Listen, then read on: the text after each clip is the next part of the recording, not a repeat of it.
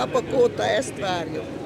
Imádjuk Orbán Viktor. A román és magyar közt van egy IQ különbség. A nyugat az nem jó fele vezet minket. Nekem Kína jobban tetszik. Derült az ég és süt a nap, 18 fok van, kellemes kávézást, és áldott szép hétvégét kíván mindenkinek Robert Székely udvarhelyről. Reggel 80 gyönyörű tájakon hajtunk, Tusnádfürdő felé haladunk, hogy meghallgassuk Orbán Viktor idei nagy beszédét.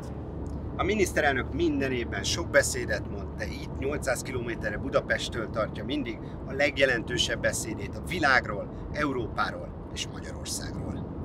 Itt kiáltotta ki az illiberális demokráciát, elindította a kultúrharcot, itt állt ki a világon elsőként Donald Trump mellett, tavaly pedig a fajkeveredésről beszélt.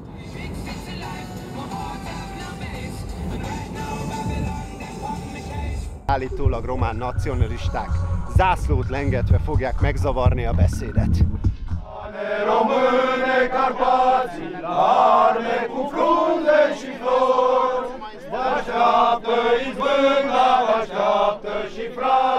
Hát az, hogy ez Budaházi György némán nézte, az is jelzi, hogy az idők változnak.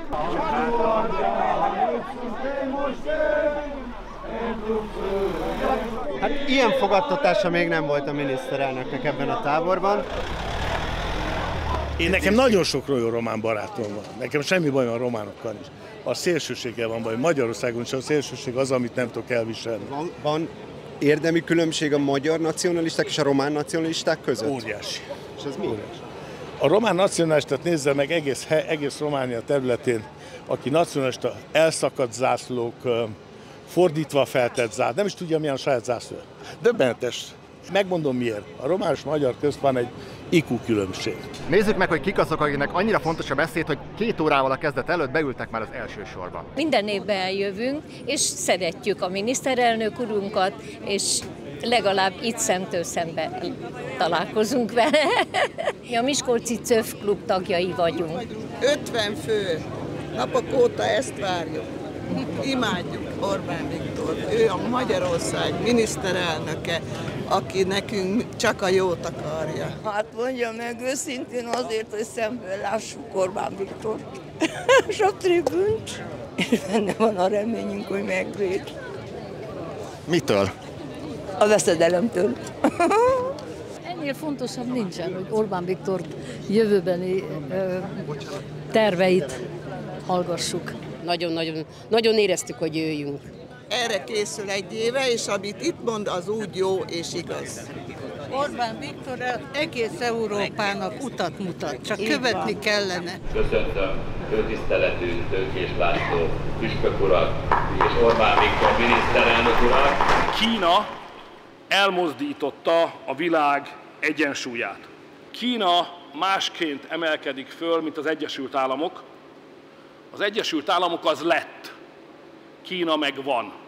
Vagyis, kedves barátaim, a világpolitikában ma a legveszélyesebb pillanatban vagyunk, amikor az első számú nagyhatalom látja magát a második helyre süllyedni. Kínát vagy nyugatot érzi közelebb magához?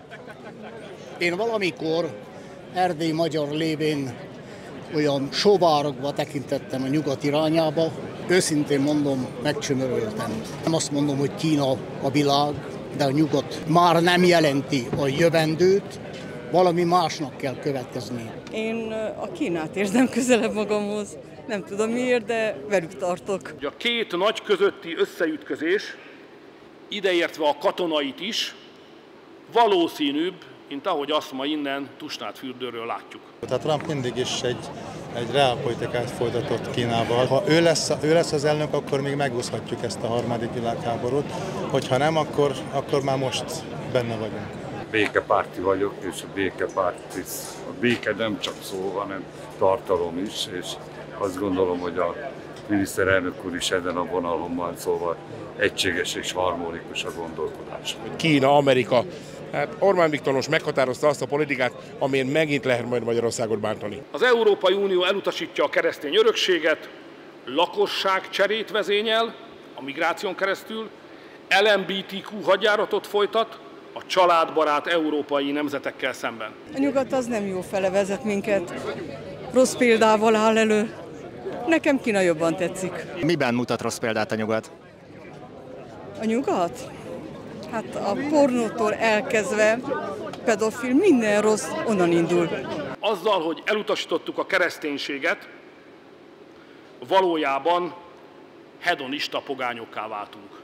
Ez a realitás. Megkérdezhetjük, hogy mi fogta meg a leginkább a beszédben? Mindig azt fog meg, az a profétai, erre született tehetség a miniszterelnök személyében, hogy előre vetíti, hogy körülbelül mi következik, és azt éljük meg. Természetesen a felső, tehát politikai szinten nagyon fontos foglalkozni a Nyugattal és Kínával, de igazából a közösségformálás a lényeg. Mégiscsak most már 13 éve van hatalma a Fidesz, van bármi olyan, amivel nem elégedettek esetleg, vagy valamivel szemben kritikájuk van? Semmivel nincs kritikánk. Nekünk így jó, hogy van. Nekünk így jó. Főleg nyugdíjasok vagyunk, mindent megkapunk, amit kell, és nekünk így jó. Ezért harcoltunk. Így van. Évtizedekkel ezelőtt is, hogy nekünk és az unokáinknak jó jövője legyen. És van egy személyes kérdés is a végére. Mennyire nehéz nap mint nap a legnagyobb rossz árral is szembe menni a hazáért? Ugye a hatalom azért őrli az embert.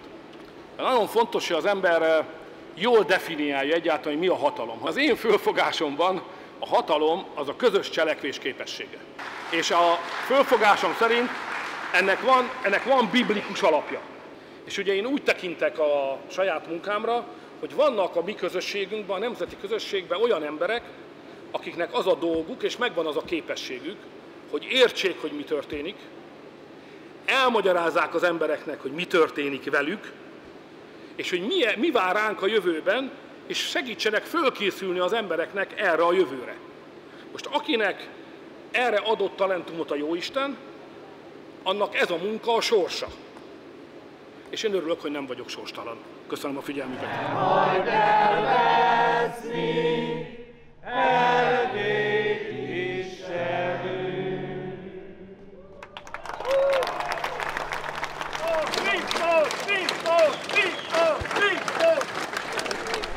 Ezennel a főfelépő levonult. Az esti ismerős arcok koncertet leszámítva, ezzel vége is az idei tusványosnak. Szóval mi is búcsúzunk. 4 dolgotok van még, lájkoljatok, kommenteljetek, mindenképpen iratkozzatok fel, és csatlakozzatok a Körhöz, a 444 klubjához. Jövőre veletek ugyanitt. 444-en lesz.